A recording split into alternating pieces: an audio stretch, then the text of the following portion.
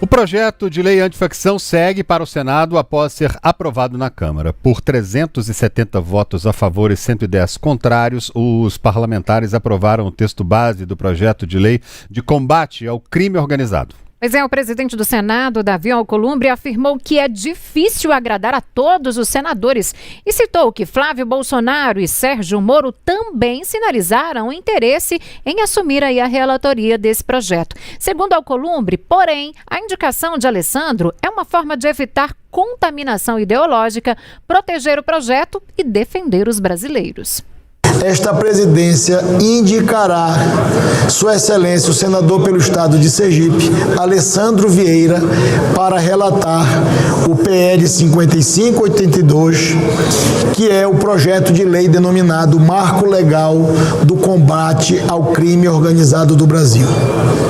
O senador Alessandro Vieira tem uma longa carreira jurídica também da Polícia Judiciária do estado de Sergipe, tem uma experiência grande como profissão, mas também agora como legislador e senador da República. Tem na sua agenda pessoal o combate e a proteção dos brasileiros enfrentando o crime organizado desde a sua origem em Sergipe e tem uma larga experiência. Pois é, na Câmara, os parlamentares acataram o texto apresentado pelo relator, deputado Guilherme Derrite, do PP de São Paulo, que alterou trechos da proposta original encaminhada pelo governo federal. O relator apresentou 6 versões diferentes. O ministro da Fazenda, Fernando Haddad, afirmou que o projeto asfixia financeiramente a Polícia Federal e não o crime organizado. Objetivamente, esse projeto asfixia financeiramente não o crime organizado, asfixia financeiramente a Polícia Federal. É aceitável no momento auspicioso da Polícia Federal. A Polícia Federal está no seu melhor momento de combate ao crime organizado, com 3 operações em menos de 120 dias. Então é uma coisa muito séria, um país que precisa pegar o andar de cima. São 3 operações em quantos dias? De agosto para cá? 3 grandes, as maiores operações de combate ao crime organizado de agosto para cá. Agosto, setembro, outubro, novembro. Em menos de 4 meses, nós conseguimos começar a desbaratar 4 grandes esquemas de corrupção, crime organizado, lavagem de dinheiro. Se a gente não asfixiar o crime, você vai asfixiar a Polícia Federal? Essa questão é muito séria.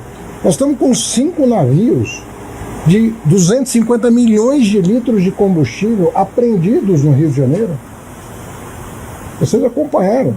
O fiel depositário desse combustível é a Petrobras, para não dar munição para o bandido. Justamente a Petrobras recebeu, com determinação judicial, esse combustível para ser fiel depositário. Agora, você vai complicar o perdimento para abrir brechas para o bandido atuar, ao invés de fortalecer os órgãos que estão combatendo a corrupção e o crime organizado? É uma contradição. Pois é, o projeto prevê penas mais duras para integrantes de facções criminosas e apreensão de bens de pessoas que estão sendo investigadas. O relator Guilherme Derrite defendeu que o enfrentamento ao crime organizado no Brasil exige legislação de guerra em tempos de paz. Diante do exposto, o objetivo deste relator é simples e direto: restringir o espaço de atuação do crime organizado, impedir sua reprodução econômica e restabelecer o poder de Estado sobre o território nacional. O Brasil convive há décadas com o crescimento da criminalidade estruturada. Chegou o momento de dar um passo institucional firme, amparado em técnica jurídica e responsabilidade pública, o que se fará por meio do substitutivo que ora se apresenta, um instrumento legal de enfrentamento consistente, com foco na eficiência, na coordenação e na restauração da autoridade estatal, um verdadeiro marco de combate ao crime organizado do Brasil. Nós vamos estar prontos para o debate no Senado Federal também. Bom, os parlamentares governistas, contrários ao parecer de Derrite, afirmaram que o projeto antifacção foi desconfigurado e descapitaliza a Polícia Federal. Nós vamos estar prontos para o debate no Senado Federal também. O governo quer reaver o seu texto. A gente acha que não foi só deselegante por parte do presidente da Câmara a indicação de um relator que veio aqui, se negou a negociar com o governo, veio aqui oferecer a aprovação desse projeto a Jair Bolsonaro, que faz parte de uma organização criminosa, e ao governador Tarcísio de Freitas. Então a gente vai lutar com todas as nossas forças para no Senado Federal reaver aquele texto original. E nós temos confiança no relator. O relator, o senador Alessandro, é alguém muito equilibrado, é alguém muito ponderado. Eu encerro para que o Marivaldo fale, só dizendo aqui de uma coisa. Em nenhum momento nesse processo eu perdi de vista a nossa avaliação, é que, volto a dizer o que eu disse a vocês, estavam querendo se aproveitar para atacar a Polícia Federal, para atacar a Receita Federal. A gente vai nesses próximos dias, que o projeto foi votado assim, mostrar para vocês com muita clareza todo o retrocesso que tem nesse texto aprovado no dia de hoje aqui. A deputada Jandira Fegali, do PCdoB do Rio, argumenta que o texto de Derrite acaba protegendo as organizações criminosas.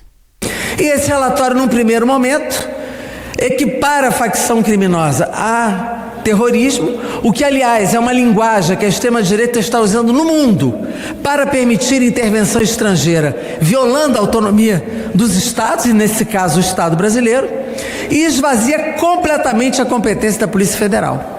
Depois da Operação Carbono Oculto e de investigações que podem estar sobre Rio de Janeiro, talvez eu compreenda isso, porque relações financeiras e políticas do crime com autoridades locais é algo que de fato precisa ser apurado e precisa ser demonstrado, e esse certamente é um temor de muitos que hoje estão em governos.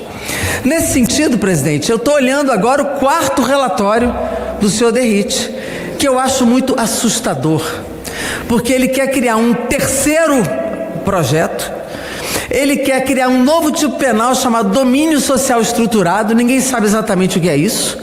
Usa a organização criminosa ultraviolenta, ou seja, a violenta não vai ser punida, só a ultraviolenta, e o que é isso? E ainda bota crime condutas tendentes a, criminaliza a intenção do crime e não o crime. E quando ele lista, ele traz para dentro do texto crimes da lei do antiterrorismo. Ou seja, ele não mexe mais lá, porque a repercussão foi muito negativa, mas traz para cá. Imagina se o Comando Vermelho tem arma nuclear. Isso está no texto. Se há prática de facção criminosa de sabotagem de aeronave. Isso, obviamente, não cabe numa lei de organização criminosa. Outra crítica do governo federal é que o parecer de Derrite só permitia ao Estado assumir o patrimônio do crime após o término da ação penal, o que poderia levar anos. Pois é, já o deputado Kim Kataguiri, do União Brasil de São Paulo, concordou com o texto do relator e que a ação é necessária para recuperar os bens a serem apreendidos pela Polícia Federal. Outro ponto, foi dito aqui que o texto da Câmara desfinancia a Polícia Federal. Mentira! Ou está mentindo ou não leu o texto. Pelo contrário, primeiro, já existe previsão no Código Penal hoje de perdimento de bens em caso de pena superior a 6 anos ser revertido. No caso de ação com a Polícia Federal, é revertido para a União. O texto da Câmara dos Deputados, o deputado Derrite, ainda reforça para repasse para o Fundo Nacional de Segurança, aumentando o financiamento da Polícia Federal. Então é mentira que tem qualquer tipo de diminuição nos recursos da Polícia Federal. E por fim, mais uma vez, o discurso falacioso de que não, esse é o texto que vai criminalizar o mais pobre, esse é o texto que vai criminalizar a favela. Mentira! Vejam as pesquisas de opinião que vocês tanto gostam de ver com o Sidônio para modular o discurso do governo. Quanto mais pobre é a população, quanto mais ela mora na periferia, mais as pesquisas mostram que eles querem mais dureza no combate ao crime. Quem mais sofre com faccionado, com PCC, com Comando Vermelho, é o mais pobre. Não é quem mora em Pinheiros, não é quem mora na Faria Lima. Quem mais sofre com faccionado é quem mora na periferia, quem mora na favela. Bom, vamos a alguns pontos desse texto aprovado, portanto, para a gente destacar aqui. O documento ele prevê a apreensão prévia de bens do investigado com a possibilidade de perda dos bens antes da decisão final na Justiça. O texto aumenta as penas para membros de facção ou milícia que passam a ser de 20 a 40 anos, podendo chegar até 66 anos para líderes das organizações criminosas. Ainda vai haver aumento em 85% da pena, o tempo necessário aí para a progressão de regime. Fica proibida graça, anistia, indulto ou liberdade condicional para membros dessas organizações. O texto também prevê a participação do Ministério Público nos casos de forças-tarefas que investiguem facções por meio de procedimentos investigatórios criminais liderados por grupos de atuação especial de combate ao crime organizado. O projeto traz a definição de organização criminosa ultraviolenta. Apesar das críticas que apontaram que a criação de um novo tipo criminal poderia gerar um caos jurídico nos processos judiciais que tendem a beneficiar os criminosos. Pois é, e os homicídios cometidos por facções serão julgados no primeiro grau de jurisdição por um colegiado e não por um tribunal do júri. Bom, antes dessa votação, os deputados federais governistas chegaram a solicitar que o projeto de lei antifacção fosse retirado da pauta na Câmara, em vista de que o texto original teria sido desconfigurado pelo parecer do relator Guilherme Derrite. O presidente da Câmara, Hugo Mota, do Republicanos, argumentou que o texto seria a resposta mais dura da história da Câmara dos Deputados ao enfrentamento ao crime organizado. Os lados políticos podem até fazer valer suas narrativas, mas nunca podemos esquecer que o verdadeiro vilão é o crime organizado. E o herói é o povo brasileiro, que sobrevive todos os dias com um crime cada vez mais organizado. Hoje, nesta data, a Câmara dos Deputados faz história. Entregamos uma resposta dura contra os criminosos. Não é uma vitória de A ou B, é uma vitória do Brasil.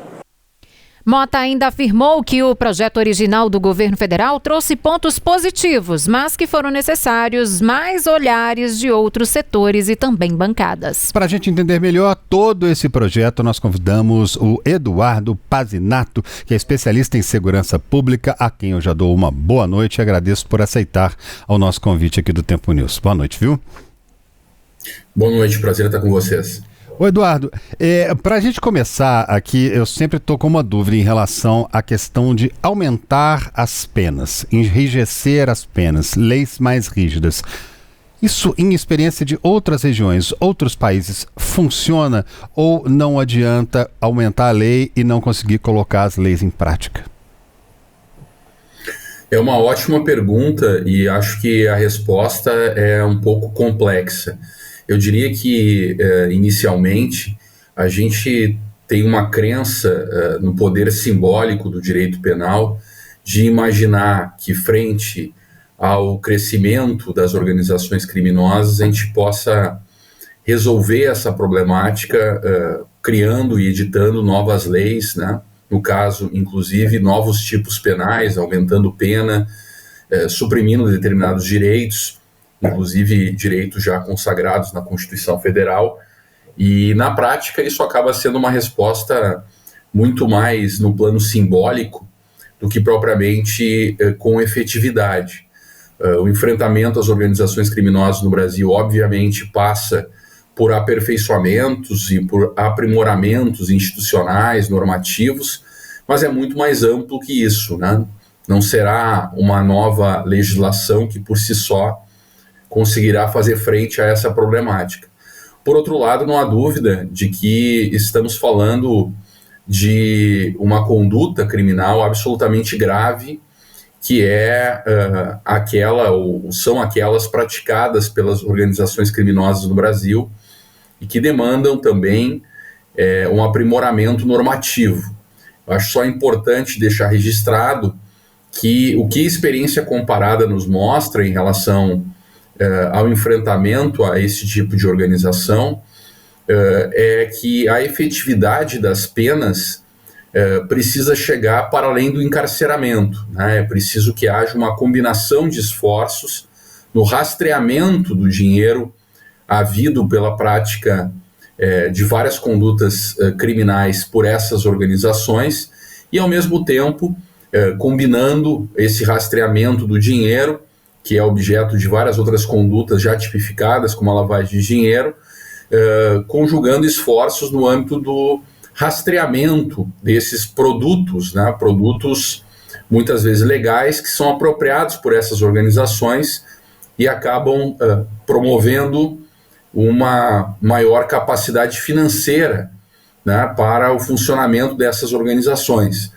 Então, recentemente nós lançamos pelo Fórum Brasileiro de Segurança Pública um estudo intitulado Follow the Products, que demonstrou que mercados legais, como o mercado de combustível, de bebidas, de tabaco, de ouro, já movimentam uma quantidade muito expressiva e superior até àquela que as organizações movimentam, por exemplo, na comercialização de cocaína no Brasil, né? Nós estamos falando de quase 137 bilhões, né, por ano, movimentados por essas organizações em atividades legais.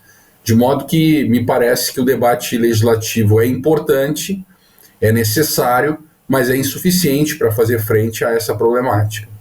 Eduardo, boa noite para você. Na sua avaliação, quais são os principais avanços nesse texto que foi aprovado aí na Câmara dos Deputados e quais os principais riscos, cuidados aí a serem observados agora no Senado, hein?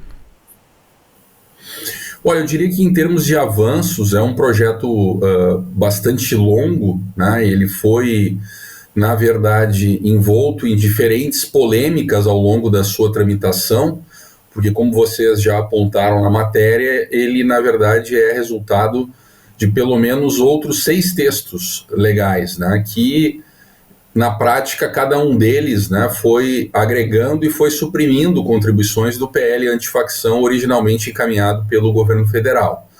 Mas eu diria que, em termos de contribuições, o aumento da pena para organizações criminosas, sobretudo aquelas que exercem domínio territorial e algum tipo de enfrentamento, de lesão causada a profissionais da segurança pública, me parece algo positivo, algo necessário, quer dizer, se torna esta conduta mais gravosa em termos de execução da pena, se suprime alguns direitos, como, por exemplo, aqueles relativos à progressão e de regime, né, que, no caso deste PL aprovado, pode chegar à necessidade do cumprimento da pena em regime fechado em presídios federais de até 80% dessa pena, e acho que, sobretudo, a regulamentação, né, da utilização de empresas, né, e de resultados de empresas criadas por essas organizações e também de produtos, de mercadorias, objeto da atuação dessas organizações criminosas no curso do processo de investigação, inclusive com perdimento desses bens, é uma medida interessante que já vem sendo adotada de modo comparado, inclusive com o apoio das Nações Unidas em diferentes países, e acaba sendo um elemento importante para ajudar a fortalecer a capacidade de resposta do Estado. A questão toda, me parece, e aí vem os desafios, né, é que esse projeto de lei, como ele não foi objeto de uma maturação, né, ele, na verdade, foi um projeto de lei aprovado a toque de caixa, né, com muitos atravessamentos, muitas tensões político-partidárias. Me parece que a própria agenda ela foi um pouco maculada por essa partidarização, por essa disputa político-eleitoral, já vislumbrando todo o debate, né, e todo o cenário eleitoral de 2026, ela deixou de contemplar, por exemplo, uma maior integração com outras normas jurídicas e com o próprio Sistema Único de Segurança Pública, que é objeto de uma proposta de emenda à Constituição, a PEC 18, e que sequer foi considerado, né, como uma norma importante para fazer parte desse pacote, né, legislativo que ajudaria a robustecer não só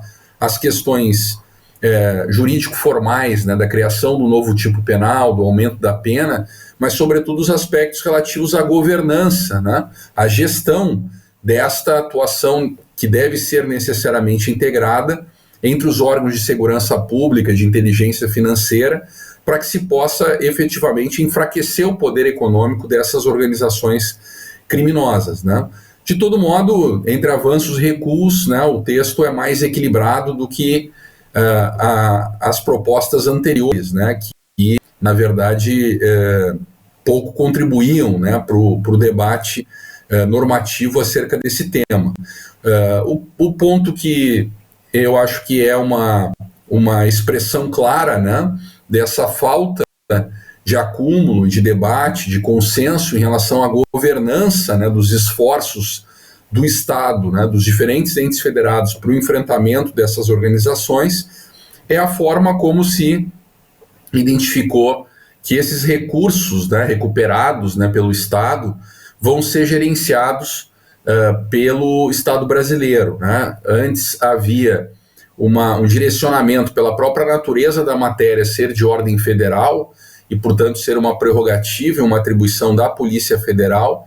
Os recursos, objeto de diferentes ações, né, policiais contra essas organizações, eram carreados, né, para o Fundo Nacional de Segurança e alocados, né, em atividades específicas ao enfrentamento dessas organizações, majoritariamente pela Polícia Federal. O texto ele introduz uma novidade, porque ele estabelece que esses recursos, em havendo operações realizadas pelas forças de segurança pública no nível estadual, eles devem ser alocados nos fundos estaduais de segurança e não mais no federal. Quando a ação for conjunta ou integrada, então cada parte, né, as polícias estaduais e federais deverão compartilhar, né, os resultados financeiros desses produtos, dessas empresas apropriadas pelo crime organizado, né? Então, esse ainda me parece um ponto bastante complexo, né, que precisa e deveria despender o maior tempo de maturação, de reflexão, de debate, até porque ele não necessariamente se harmoniza, né, com a ideia de respeito, né, às competências constitucionais, às atribuições legais das forças de segurança pública. Acho que há outros componentes que são mais relacionados a matérias constitucionais, que podem ensejar também alguma polêmica ou até questionamentos judiciais, sobretudo em relação às questões que tocam à execução da pena, né, e a esse tempo maior de cumprimento da pena unicamente no regime fechado, para que haja possibilidade de progressão. Esse é um ponto que deve ainda despertar, enfim, questionamentos até no âmbito judicial. Me parece que também há alguns aspectos relativos ao monitoramento que se introduz do próprio diálogo entre o advogado e, por exemplo, um líder de facção criminal. Facção criminal terminologia essa que não é usada no PL aprovado, né? Ele se refere a organizações criminosas, paramilitares, e de fato incorpora, né, um tipo penal novo, domínio social estruturado e uma majoração desse tipo a partir do envolvimento das pessoas ou na cadeia de liderança, né, ou como atividades digamos, complementares, né, à prática criminosa. Então, acho que todo esse enredo, né, que introduz um novo tipo penal, um tipo penal que pode, inclusive, pela sua natureza aberta, né, gerar todo um debate judicial, e a forma, sobretudo, como os recursos financeiros, objeto da atuação do Estado, vão ser gerenciados, me parece que as questões e os desafios se concentram nesses dois vetores, né? Eduardo, boa noite. Aqui é a Lara, repórter em Brasília. E eu tenho 2 perguntas para te fazer justamente sobre alguns pontos que você tratou na sua fala em relação ao PL antifacção. A primeira é justamente sobre essa distribuição dos bens e valores apreendidos em operações para os fundos. Esse foi um dos pontos mais polêmicos, levantados principalmente pelo governo em relação ao relatório do Guilherme Derrite, e o governo aponta que a Polícia Federal deixaria de arrecadar algo em torno de 360 milhões de reais que poderiam ser usados em investimentos com essa mudança. Queria saber como é que você avalia isso, se de fato há necessidade de reverter essa alteração feita por ele já no Senado. E a outra pergunta é justamente sobre as possíveis inconstitucionalidades que podem ser encontradas nesse texto. Ontem, no apagar das luzes, os parlamentares acabaram admitindo uma emenda que foi apresentada pelo Partido Novo e que proíbe os presos em caráter provisório de ter direito ao voto. Como é que você avalia isso? De fato, é inconstitucional? Tem uma brecha para que seja declarada inconstitucionalidade nesse trecho do projeto? Eu avalio com grande preocupação que um tema dessa natureza, que sabidamente é um tema central para a segurança pública de todas e todos nós, né, tenha sido colocado em debate no Congresso Nacional, primeiro de uma maneira absolutamente reativa, né, como uma resposta tanto do Poder Executivo Federal quanto do Congresso Nacional em relação a operação policial, né, que vitimou mais de 120 pessoas, inclusive 4 policiais, na comunidade do Alemão e da Penha, no Rio de Janeiro, né? Eu acho que esse tipo de debate ele precisa de racionalidade, né? E ele não pode ser uma resposta única ou como se fosse uma panaceia para meramente expressão da disputa político-eleitoral, que é legítima, mas é um tema tão central para a vida pública, é uma política de Estado que deveria partir de um certo nível de consenso, né? Até para que a resposta pública fosse mais bem articulada em relação à política nacional de segurança pública e defesa social, às boas práticas internacionais, e de fato a gente tivesse uma ambiência mais tranquila, mais harmoniosa, de pactuação, né, que independentemente da filiação partidária, o enfrentamento às organizações criminosas é um imperativo, né, para o próprio funcionamento do Estado de Direito no Brasil. Mas infelizmente, né, o tema e o debate político ainda está demasiadamente polarizado e mais uma vez esse tema central, né, para a vida pública foi objeto, né, dessa disputa política ordinária, né? Eu acredito que o governo federal já está atuando para que, no âmbito do Senado Federal, sejam promovidos alguns ajustes, né, nessa redação final do PL aprovado na Câmara. Me parece que esses esforços devem se concentrar justamente na questão da gestão dos recursos financeiros, né, para que se volte o entendimento original de que esses recursos devem ser carreados para financiar a atuação da Polícia Federal, que ao fim e ao cabo tem a prerrogativa, né, tem a competência constitucional e legal em atuar no enfrentamento à criminalidade organizada, às organizações criminosas, e, portanto, uma consequência lógica, né, desse entendimento constitucional, legal, que não é nova, é que, obviamente, haja os meios adequados para que esse enfrentamento possa se dar, né? E os meios adequados implicam recursos financeiros, né? Então, acho que no âmbito do Senado é possível, até porque o governo tem uma outra correlação de forças do que tem na Câmara dos Deputados, que esse debate possa ser mais bem equacionado, mais amadurecido, culminando nesse ajuste, né?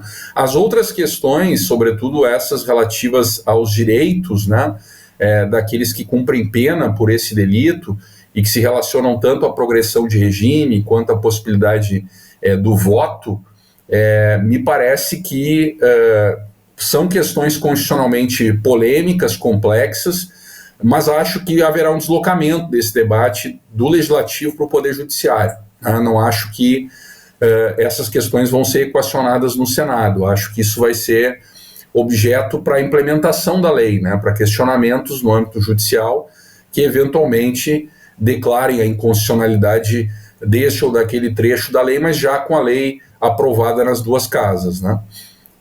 Pois é, agora, Eduardo, quando a gente pensa sobre esse projeto, imaginar que o deputado Guilherme Derrite apresentou 6 propostas diferentes, você falou a toque de caixa, essa correria, 6 propostas diferentes, a gente está falando em 2 semanas, a sensação que dá é daquele aluno que chegou para o professor com um texto, e o professor, não, ele voltou para a mesa correndo, peraí, deixa eu fazer uma correção, toma mais um, não. A impressão que dá é de que a gente está discutindo um assunto, está sendo discutido um assunto em Brasília, que tem uma dimensão do país inteiro, de todo o país, tudo muito corrido. Não seria a hora de juntar todo mundo, talvez um consenso maior, uma reunião maior para se discutir esse assunto que interessa tanto a todos nós e que naturalmente vai ser um assunto muito em pauta nesse ano que vem, agora um ano eleitoral? Não seria uma hora de ter mais calma, em vez de votar logo, votar correndo e aprovar tudo de uma vez? Está me parecendo tão corrido, tão atropelado, carro na frente dos bois o tempo inteiro. Sem dúvida, eu concordo inteiramente com a tua análise. Infelizmente, esse não é um fato novo, né? Os relacionados à segurança pública e modificações legislativas em matéria penal, historicamente no Brasil, acabam sendo mobilizados em resposta a algum incidente, algum fato trágico nessa área. Então, são sempre aprovados, né, com celeridade em regime de toque de caixa, como se o Congresso Nacional estivesse ali dando uma resposta efetiva para o enfrentamento da criminalidade violenta e das organizações criminosas. Mas na prática se acredita em demasia, né, na eficácia simbólica do direito penal, né, e toda a prática internacional e todos os estudos e pesquisas aplicadas demonstram que a certeza da punição, a efetividade da punição, do cumprimento da pena, acaba sendo um fator preponderante na desmobilização, né, da atuação criminosa, na dissuasão da atuação criminosa, e não tanto as questões relacionadas à criação de novos tipos penais, a majoração de penas, né, a redução, a supressão de determinados direitos, porque se quer, no limite, né, afastar do convívio essas pessoas, sobretudo as lideranças, mas mais do que isso, em algum momento essas lideranças vão retornar para a sociedade, né? Então é importante que haja essa preocupação em termos de integração social e sobretudo, que se possa prover, né, os meios adequados, não só para que as polícias atuem mais e melhor, sobretudo em questão de matéria federal, né, em tema que envolve um delito de natureza transnacional. Obviamente, a polícia que o constituinte originário determinou como a responsável, né, ou como a polícia que lidera esse processo, inclusive em termos constitucionais, é a Polícia Federal. Então, na verdade, a própria maneira como esse PL foi objeto de 6 alterações, e veja que não são alterações pontuais, né? Na verdade, nós tivemos 6 projetos de lei diferentes, né, relatados pelo deputado Guilherme Derrite, né, cada um deles com algum direcionamento, e ao fim e ao cabo o que nós tivemos é um PL muito mais próximo, né, ao PL originalmente apresentado, né, ou seja, demonstrando que há sim alguns pontos de consenso, né, entre governo e oposição, que poderiam ser melhor consertados, melhor equacionados, se nós tivéssemos um tempo de maturação mais adequado. E veja que nós temos, por um lado, né, a aprovação deste PL, mas temos uma proposta de emenda à Constituição que reestrutura todo o sistema de segurança pública do Brasil e que passou ao largo, né, do debate deste tema, que seria matéria, que é de matéria infraconstitucional, portanto subordinado a esse debate mais estrutural e mais amplo da proposta de emenda à Constituição número 18. Né? Isso sequer foi ventilado como uma questão importante para ser discutida. Né? Ao mesmo tempo, a gente tem uma CPI, né, para tratar do enfrentamento ao crime organizado, com um conjunto já de contribuições de especialistas, de gestores, de policiais, que poderiam ser incorporadas algumas dessas sugestões a esse PL, né, como um marco regulatório de enfrentamento ao crime organizado, isso também sequer foi considerado, né? Então não há dúvida que a gente está vivendo uma antecipação, né, permanente do processo eleitoral e uma disputa, né, de protagonismo, de autoria, de legitimidade para tratar desse tema, que é um tema que toca diretamente com a percepção social de segurança, medo da população, e que vai ser, como foi já nas eleições municipais últimas, né, também o grande tema, muito provavelmente, das eleições estaduais e nacional do ano que vem.